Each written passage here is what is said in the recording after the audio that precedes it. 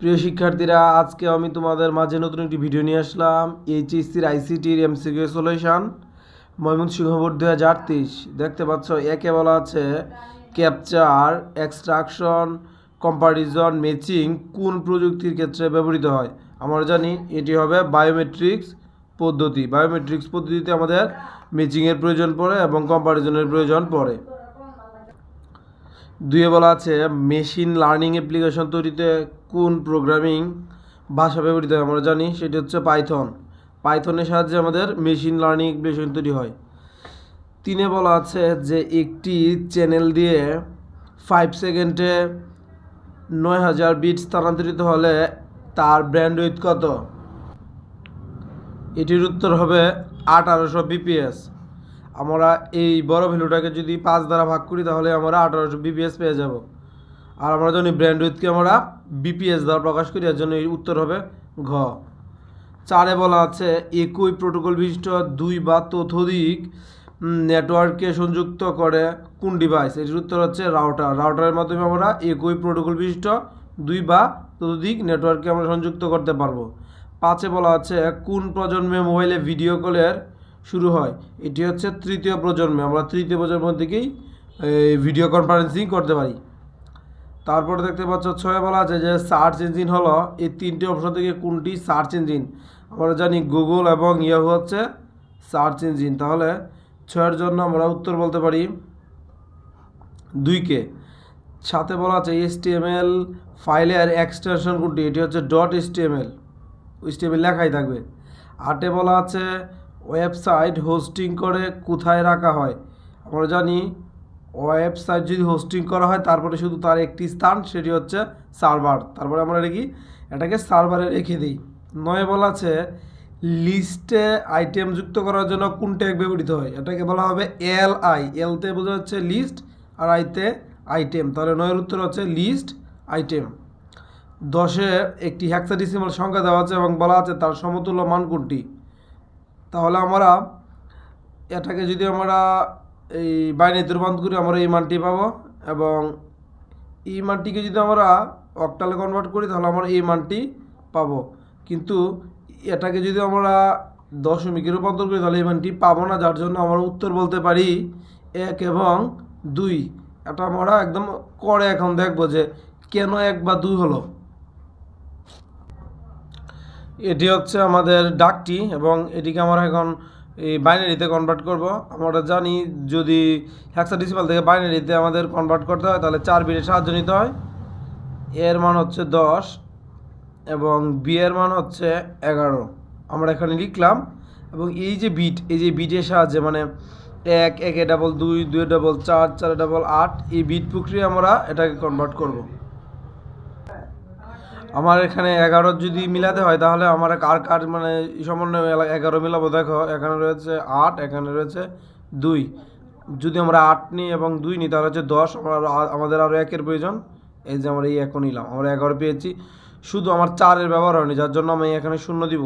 তাহলে বলতে পারি 11-এর মান হচ্ছে 1 0 1 1। আমার 11-এর মান শেষ। এখন আমি 10-এর মান নির্ণয় করব। এখন 10-এর মান নির্ণয় করতে গেলে 8 এবং 2 শুধু এই 2টি সংখ্যার সাহায্য নিলে আমার হয়ে যাচ্ছে। তাহলে এইখানেও আমরা 0 লিখবো, এখানে আমরা 0 লিখবো। তাহলে 10-এর মান হচ্ছে 1 0 1 0। এই হলো আমার বাইনারি মান, যেটা অলরেডি আমাদের উদ্দীপকের সাথে মিলেছে প্রথম অপশনের সাথে। এখন বাকি রয়েছে আমাদের এটাকে অক্টালে নেওয়া। অক্টালে নেই, এটি অলরেডি বাইনারিতে আছে। বাইনারি থেকে যদি আমরা অক্টালে যেতে তাহলে আমাদের 3 বিটের সহযোগিতা নিতে হয়। তাহলে দেখো আমরা 3 বিট কীভাবে নিই। এই যে 3 বিট নিলাম, মানে উল্টা বাস থেকে নিতে হয়, আবার 3 বিট নিলাম এবং এখান থেকে আবার 3 বিট নিলাম। এখানে একটি বিট শর্ট আছে, আমরা একটা 0 দিয়ে দিলাম। তাহলে এই 3 বিটের সাহায্যে আমরা এখন নিব। এখন কীভাবে নিই দেখো, আমার সব ক্ষেত্রে কিন্তু সহযোগিতা এটিই করবে যে ডাবল মানটা সহযোগিতা করবে 4 8। তাহলে এই মানটা এই 3টি বিট যদি আমরা এখানে বসাই, এখানে 1 1 0, এখানে দেখতে পাচ্ছি আমরা এই ব্যবহৃত হয়েছে এই 2 জন, মানে এখানে 0 এটি ব্যবহৃত হয়নি। তাহলে ব্যবহৃত যেহেতু 2 জন হয়েছে তার জন্য আমরা 2টি 1 এখানে লিখতে পারি। মানে এই 2টি 1-এর সমন্বয় হচ্ছে কত 3। 2 আর এখানে 3, আমরা এখানে অনার্স লিখতে পারি 3। এরপরের ভিডিওতে আমরা চলে যাই, দেখতে পাচ্ছি 101, আমরা এটা লিখবো যে 10, তারপরে লিখবো 1। এখন ব্যবহৃত হচ্ছে এই মানটা এবং এই মানটা, তাহলে 4-এর সাথে যদি আমরা এক যোগ করি তাহলে পাচ্ছি এখানে 5। আচ্ছা গেল।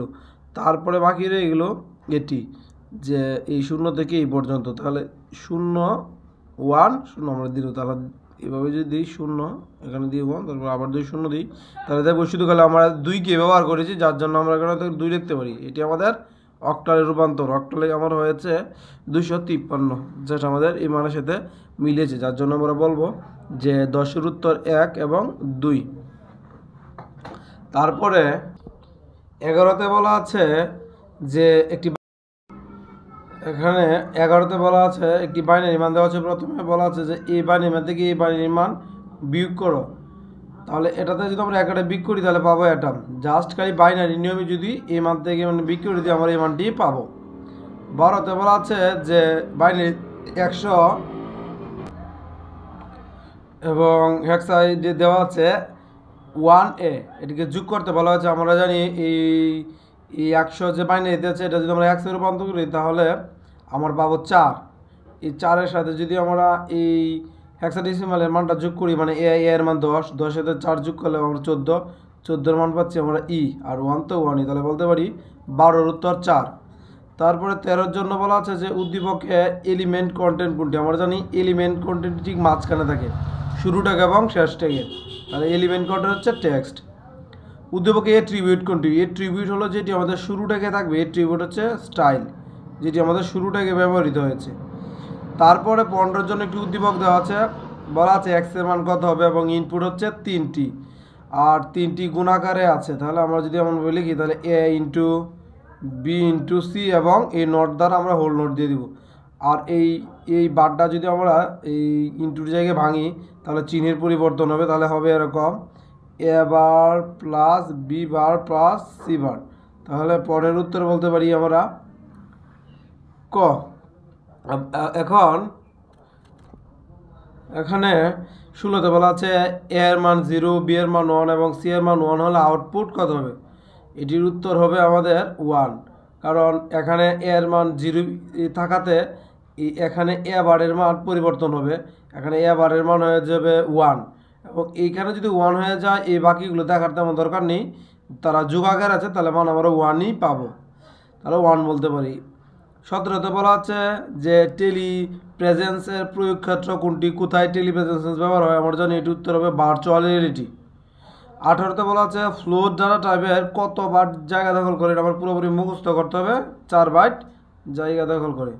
19-এ বলা আছে কোনটি রিলেশনাল অপারেটর। আমরা জানি সমান, সমান নয়, বড় নয়, হ্যাঁ ছোটো নয়, এগুলোই মূলত রিলেশনাল অপারেটর, যার জন্য আমরা 19-এর উত্তর বলবো ঘ। 20-এ এখানে দেখতে পাচ্ছ এক্সের মান দেওয়া আছে এবং ওয়াইয়ের মান বের করতে হলে এক্সের মানের সাথে আমাদের আরও 5 গুণ করতে হবে, আর একদম ফাইনালি ওয়াইয়ের মান পেতে হলে ওয়াইকে 3 দ্বারা আমাদের বিভাজ্য করতে হবে। এমন বলা আছে উদ্দীপকে ওয়াইয়ের চলকের সর্বশেষ মান কত হবে। তাহলে আমরা 20-এর উত্তর বলতে পারি 2, কারণ এই ওয়াইয়ের এখানের প্রাপ্ত মানকে যদি আমরা 3 দ্বারা বিভাজ্য করি অবশিষ্ট আকারে 2ই থাকবে। তারপরে দেখতে পাচ্ছ একটি উদ্দীপক দেওয়া আছে 21-এর জন্য এবং বলা আছে যে প্রোগ্রামটি রান করলে এবং কিবোর্ডের টাইপ করলে কত ফলাফল পাওয়া যাবে, মানে জাস্ট এটার উত্তর কত। এখানে বলা আছে যে যদি আমরা কিবোর্ডে 5 টাইপ করি তাহলে আমাদের ফলাফল কত পাবে, এখানে যুগ নির্ণয়ের কথা বলা আছে, তাহলে আমরা উত্তর পাবো 15। তারপরে বলা আছে যে কিবোর্ডে টাইপ করলে কিবোর্ডে টাইপ করলে ফলাফল 55 পেতে লুপ স্টেটমেন্টের কী পরিবর্তন করতে হবে, মানে লুপের কতটুকু পরিবর্তন আনলে আমরা কিবোর্ডের মানে যোগফল মানে এস এর মান আমরা 55 পাবো। তাহলে আমাদের উত্তর হবে খ, মানে S equal S plus I গুণ আই, মানে আই উপরে পাওয়ার হিসেবে 2 দিতে হবে, তাহলে আমাদের যোগফলটা আমরা 55 পাবো। তারপরে 23-এ বলা আছে যে অনাকাঙ্ক্ষিত বা অনাবাঞ্ছিত ইমেল বা মেসেজ পাঠানোকে কি বলা হয়। 23-এর উত্তর হচ্ছে স্প্যামিং।